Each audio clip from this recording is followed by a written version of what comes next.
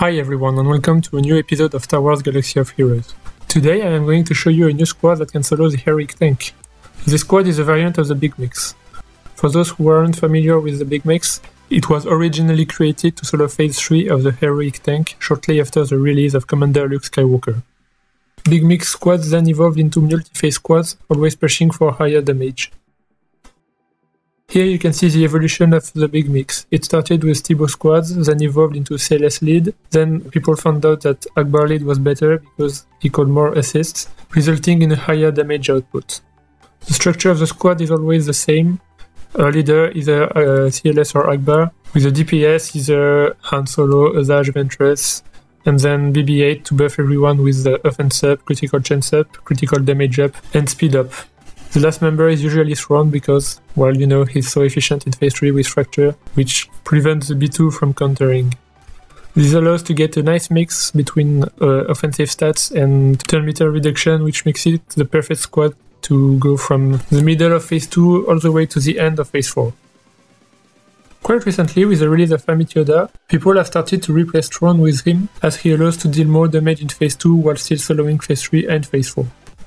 Until this run, the highest damage record belonged to Skycrack from Alliance Alpha with a 37 million damage run, using Han Solo as the DPS.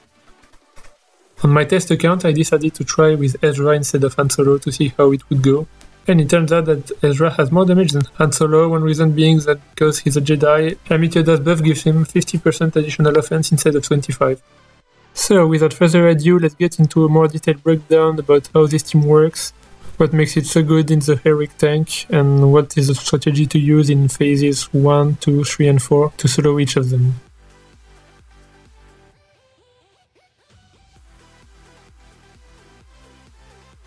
In phase 1 you should be careful about General Grievous's unique, which makes him get to 100% turn meter every 7th hit he takes. Now, you won't always be able to avoid it, but if you can, you should.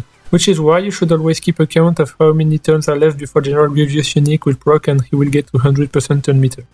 By knowing how many turns are left, you can try to plan ahead and use the right abilities so that you will get CLS to move when the 7th hit is about to go. The most important thing that you should always make sure to have in phase 1 is to have buff immunity on General Grievous. If you don't have it, then he will get his green triangle, which will make him gain insane amounts of turn meter whenever you hit another droid. Don't be afraid to use BB-8's Illuminated Destiny as well as Amit Yoda's buffs, but be careful with Amit Yoda because he will call everyone to assist, so you can get to 7 very fast. So use it only if you have no other way of getting CLS to attack at the right moment. One last tip for phase 1, try to have Amit Yoda's mass attack as well as BB-8 Illuminated Destiny up by the end of phase 1 so that you can use it when you start phase 2. This might make the difference as phase 2 is really clutch to get to the end and solo it before it gets to enrage.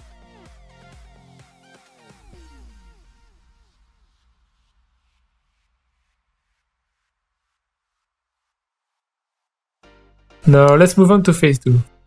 Phase 2 has a ton of health, so what you want to do is to spam your specials. You want to use them whenever you can because it will reduce BB-8's Illuminated Destiny cooldown, which you will need to get enough damage to finish phase 2. Now there are a few things that you should know about the special. You should always call Amit Yoda with Ezra when using his assist attack. This will give them both 40% turn meter, and this will generate 1 extra assist thanks to Akbar's leadership, since Amit Yoda's basic isn't a damaging ability. Then you will want to use Amit Yoda's mass attack whenever you can. This means even between topples. So when toppling the tank, you should make sure to spread out your attacks so that you can always manage an Amit Yoda assist attack without getting the hull to 100% turn meter. You should do the same with Ezra's Flourish. It can deal upwards of 90k damage, so using it on a turret to topple the tank would be a waste. Try to use it always on the tank itself.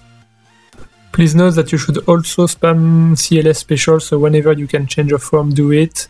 Whenever you can use his special, do it, and if you have both up, use the change of form first before using his special so that you can get an extra assist. Phase 2 is by far the most challenging of the 4 phases as it requires perfect RNG as well as good management to get to the end of the phase before it gets to enrage.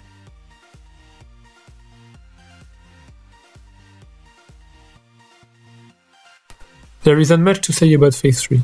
There is only one pitfall that you need to avoid, is to feed too much turn meter to the B2. This could happen if you hit him with too many direct abilities, triggering a lot of counters and feeding him a lot of turn meter. Now, this shouldn't happen because the Big Mix squad relies on assist, and assist cannot trigger counters. If you want to play it very safe, you can keep Illuminated Destiny, Ezra's assist attack, and Hermitioda's assist attack up in case you need to get CLS to move immediately to reduce the B2's turn meter. Also, only use CLS for special if the B2 has a high turn meter, otherwise keep it for when you really need it. Alright, I think that's it for phase 3. If you respect all this, you should clear the phase with like 6 to 8 turns left till enrage, depending on your RNG.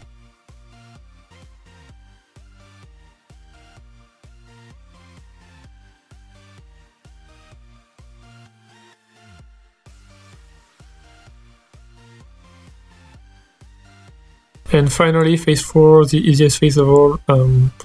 Just spam the special like you did in phase 2, but be sure to kill the B2s first so that they don't counter and remove your buffs.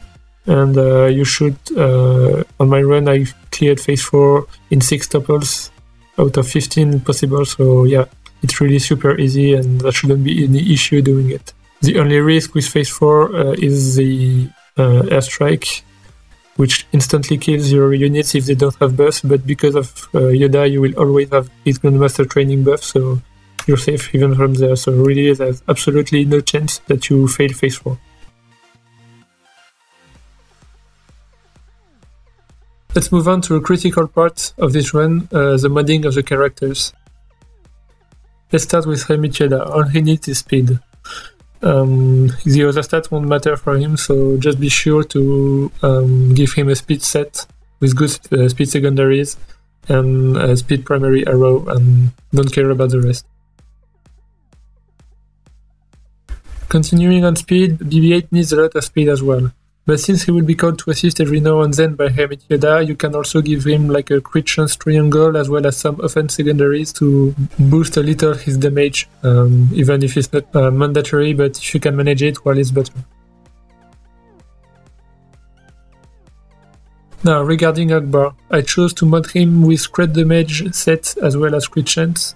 I boosted his crit chance to 50% by giving him a crit chance triangle because he has a very low base crit chance, so I found it better to give him crit chance than crit damage, because he would then crit more often and profit overall more of the crit damage up by BB-8.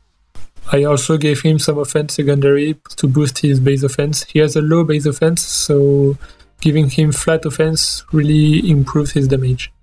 You should also focus a little on speed, so I'd say like focus on speed and crit chance first, and if you can manage the offense as well, then do it.